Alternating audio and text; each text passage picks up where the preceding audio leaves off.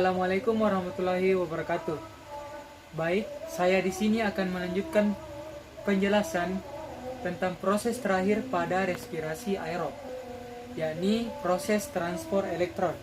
Perlu kita ketahui bahwa siklus Krebs tadi kita telah menghasilkan 4 CO2 yang dibuang keluar tubuh, 2 ATP, 6 NADH, dan 2 FADH2.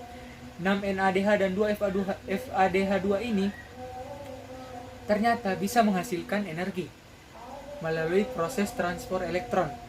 Itulah mengapa dua atom ini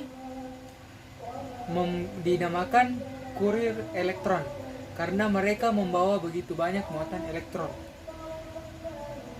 Tempatnya ini bukan lagi di matriks mitokondria, namun akan berpindah ke dalam membran dalam mitokondria atau biasa juga disebut dengan krista.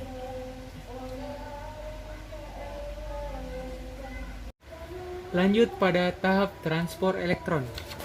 Seperti yang sudah saya katakan tadi, ATP bisa dihasilkan dari molekul-molekul FADH2 dan NADH.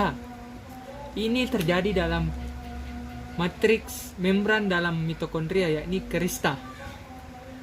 Namun ini memerlukan proses yang begitu lama, sama seperti kita memasak nasi goreng. Kita tentunya perlu alat dan bahan. Adapun alat-alat yang dipakai pada transport elektron ini atau dalam pembuatan nasi goreng, kita juga biasa menggunakan wajan dan lain-lainnya. Di sini alat-alat yang digunakan yakni berupa kompleks protein 1, kompleks protein 2, kompleks protein 3, kompleks protein 4, protein yang bergerak-gerak atau biasa juga disebut ubiquinone, dan juga sitokrom C serta enzim ATP sintase. Ini semua terdapat dalam krista. Kan tadi sudah alat-alatnya. Kemudian bahan-bahan pokoknya, yakni NADH terdiri dari satu atom H+ dan 2 elektron. Dan FADH2 terdiri dari 2 elektron dan 2 atom H+. Kemudian adapun bumbu-bumbu pendukungnya, yakni oksigen, hidrogen, molekul air, ADP, dan fosfat.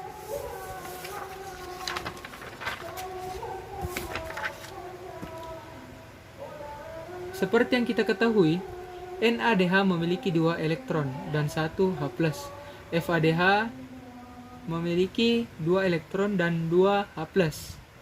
Namun, ini melalui perjalanan yang berbeda-beda. Pertama, kita ke perjalanan NADH. NADH melepas 2 elektronnya, kemudian masuk ke kompleks protein 1. Kemudian 2 elektron ini dijemput oleh ubiquinone atau protein yang bergerak tadi satu persatu, kemudian langsung diantar ke membran ke kompleks protein 3. Setiap pengantarannya melepas setiap selesai 2 melepas 1 atom H+ ke ruang antar membran. Kemudian 2 elektron tadi dijemput lagi oleh sitokrom C, kemudian satu persatu diantar ke kompleks protein 4. Namun 2 elektron ini belum tentu langsung menghasilkan ATP. Kita harus menunggu dulu perjalanan dari FADH2. Perjalanan FADH2 dimulai dari FADH2 melepas 2 elektronnya masuk ke kompleks protein 2. Kemudian sama seperti biasa dijemput satu persatu oleh ubiquinone atau protein yang bergerak ini, diantar ke kompleks protein 3. Namun bedanya di sini tidak terdapat pelepasan H+.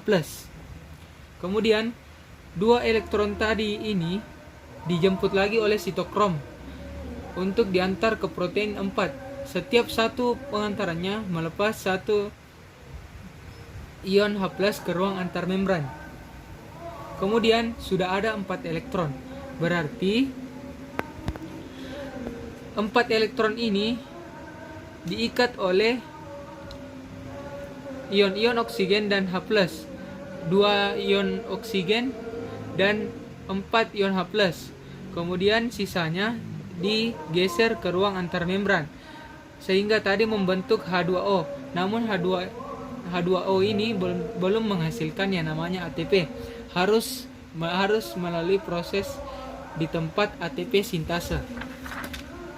Kemudian tadi ada 5 ion H+ masuk, kemudian ion fosfat dan ADP di sini telah menunggu. 1 ion fosfat masuk ke dalam enzim sintase dan 1 ion ADP masuk juga ke sini. Untuk menggerakkan enzim sintase ini perlu 1 ion H+. Kemudian setiap 1 ion H+, 1 P dan 1 ADP menghasilkan ATP. Begitu seterusnya. Dan pada hasil akhir dari semua proses mulai dari glikolisis, DO dan siklus Krebs semua menghasilkan sampai transfer elektron semua menghasilkan 38 ATP. Namun digunakan selama proses tadi 2. Berarti tubuh manusia menghasilkan 36 ATP 6H2O. Sekian dari saya. Assalamualaikum warahmatullahi wabarakatuh.